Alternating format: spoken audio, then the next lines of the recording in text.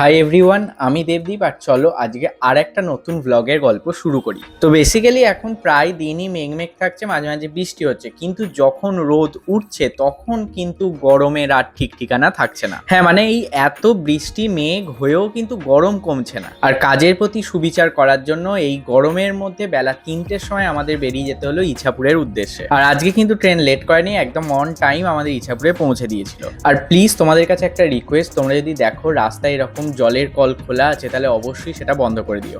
বিশ্বাস করো, তোমাদের গন্তব্যে পৌঁছতে এর জন্য কিন্তু মাত্র 10 থেকে 20 সেকেন্ডই নষ্ট হবে।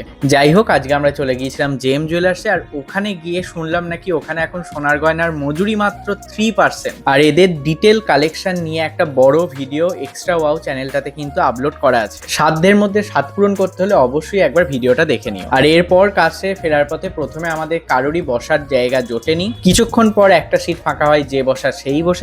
মনের দুঃখে তাই ভিডিওটা এখানেই শেষ করে দিলাম।